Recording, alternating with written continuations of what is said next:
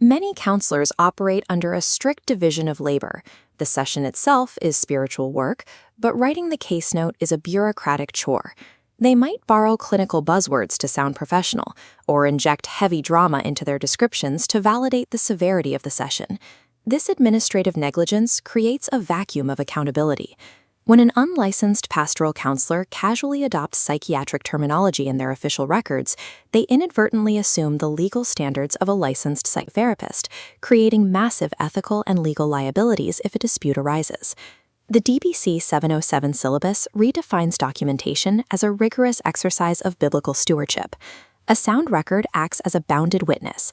It is an official document governed by the ethics of truthfulness, modesty, and pastoral charity, telling the truth about what happened in the room without embellishing the facts or diagnosing conditions beyond the counselor's legal scope.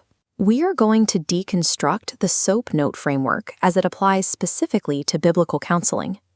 By stripping away licensed psychotherapy mechanics and applying strict structural boundaries, we can build a template for care that protects both the client and the ministry.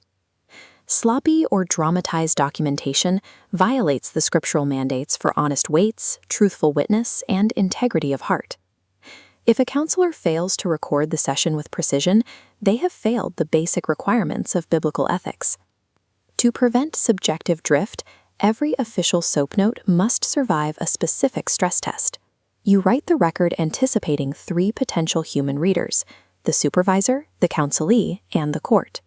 First, the supervisor lens.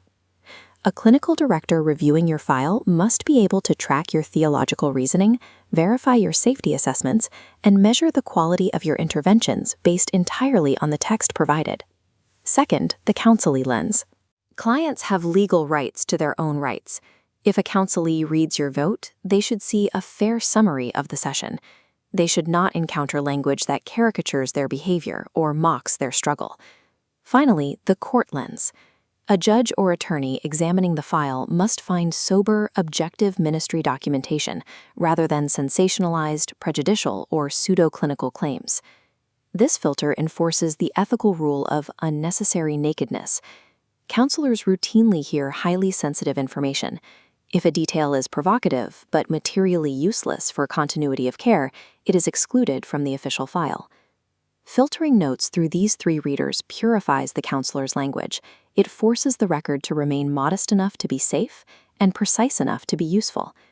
The primary institutional hazard for biblical counselors is role confusion, the blurring of boundaries between pastoral care and licensed therapy. Using standard psychiatric terminology falsely implies you are providing licensed medical care. This breaches legal scope of practice for pastoral staff. To maintain role clarity, clinical language must be translated into an accurate ministry lexicon. The label of mental health treatment is replaced by biblical counseling services. A clinical formulation is reclassified as a pastoral understanding or ministry formulation. Instead of medical symptoms, the counselor tracks reported struggles or presenting experiences, and the forward-looking agenda becomes a care plan or ministry plan. The traditional SOAP format, subjective, objective, assessment, and plan, remains an effective framework even when stripped of its clinical terminology. In the objective section, counselors document visible facts and biblical interventions, like praying or reading a passage, without attempting to medicalize those actions. In the assessment section, counselors utilize biblical axioms and redemptive meta-narratives to frame the observed problems, rather than applying psychiatric diagnostic criteria. Vocabulary dictates legal jurisdiction. Adopting a strictly pastoral lexicon is the primary shield against malpractice claims and role confusion. A counselor's internal reactions during a session can be intense. Protecting the client's record requires an ethical firewall between the official file and these private reflections. The official SOAP note is the bounded record. It contains only objective facts, reported behaviors, interventions executed in the room, and the forward care plan. The process note is a separate, secure document used by the counselor to explore their own internal reactions and emotional triggers after the session concludes. This is where you log phenomena that belong to your own spiritual formation, such as countertransference, attraction, rescue fantasies, or the sudden activation of your own past trauma. Experiencing these reactions is not a professional failure.